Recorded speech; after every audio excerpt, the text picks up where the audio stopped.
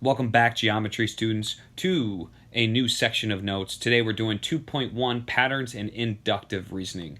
This chapter is all about how do we evaluate patterns, how do we think logically, how do we form conjectures, and what does that even mean? So let's go ahead and get started with inductive reasoning. What is inductive reasoning? Well, inductive reasoning is reasoning based on observed patterns. So all of us use inductive reasoning at some point or another. For example, if you notice that if you leave early in the morning that traffic is light, you could assume that traffic is light in the morning. That's inductive reasoning. That's a pattern. You see this over and over again, and you realize that it could influence future behavior. Let's look at example 1 as in a term of mathematics and numbers. So we have 3, 9, 27, 81. What is going on with that? Well, right here we can see that it's multiplying. There's a consistent pattern here. I'm going to let you guess it. Think about it. Okay, you thought about it. It's multiplying by 3 in each instance. So we multiply by 3. 3 times 3 is 9. 3 times 3 is 27. Times 3 is 81. 81 times 3 is 243. Okay, and we could keep this pattern going if we want to just multiply by 3 again. Very simple, we get 729. And just recognizing that it's multiplied by 3 is a pretty big deal, okay? So that is one example. Now, what is an example we can use using shapes? So here we have 4 circles, and there's different shapes in each circle. The first one, we have a triangle. Then we have a square. Then this is a 5-sided shape. That's called a pentagon. 6-sided shape, and that is a hexagon. What do you think the pattern is? Take this time to think about it. If you thought about it, know it. Maybe you could tell someone in the room. Maybe your parents, if they're in the room. Go tell them what you think it is. And then you'll look really smart once you figured it out. Okay, we're going to reveal the answer. So it's adding a, that's not the kind of circle I want. It's adding a side to the shape in each circle. Okay, so I should probably keep it consistent and also choose black for this one. Oops, wrong one. Okay, so if I have a circle, the next shape should have 7 sides because this had 6 sides, this had 5 sides, this had 4, and this had 3.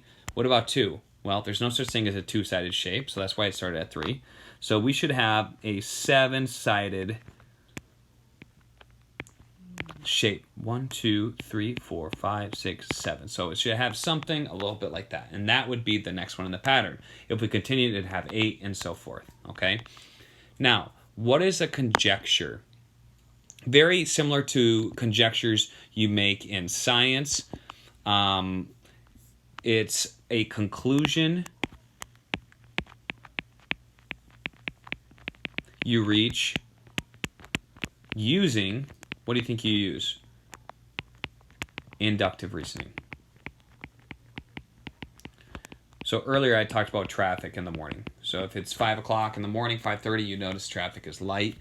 You could make a conjecture that there's not a lot of traffic in the morning. So if you saw enough patterns that each morning you go out at 5 o'clock, there's not a lot of traffic, you could make that a conjecture. You'd have a lot of evidence to support that.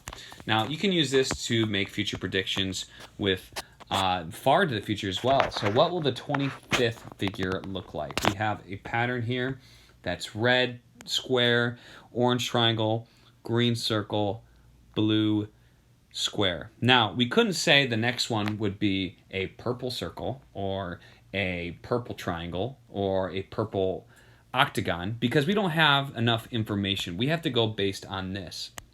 So what you should observe here, instead of trying to draw out these 4 shapes, okay, and going over and over again and counting. I've seen this done. My students do this all the time. And they count it and they keep writing it, okay? You should recognize a pattern. This pattern repeats itself every 4.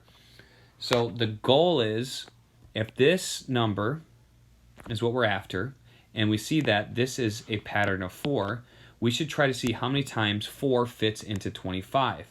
Well, we know that 4 times 6 equals 24, and then 4 times 7 equals 28.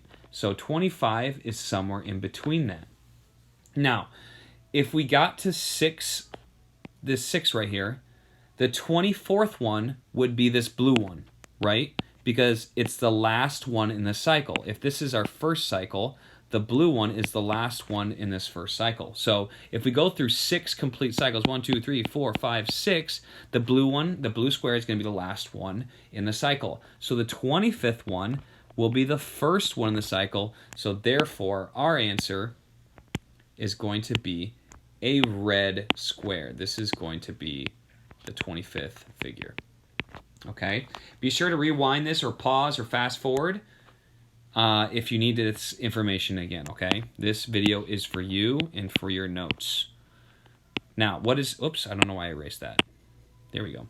What is a counterexample? So a counterexample is an example that proves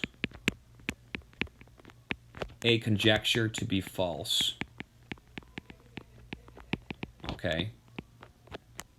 So let's say, just going back to the car example, let's say my buddy, I make the conjecture, there's not traffic in the morning at 5 a.m. Very light traffic. And let's say my buddy goes out on like a busy holiday or the day before a busy holiday. And he goes out and he says, oh, there's lots of traffic. That would be a counterexample. So maybe a counterexample is on holidays, there's increased traffic at certain times. Let's look at example 4. Create a counterexample for this conjecture.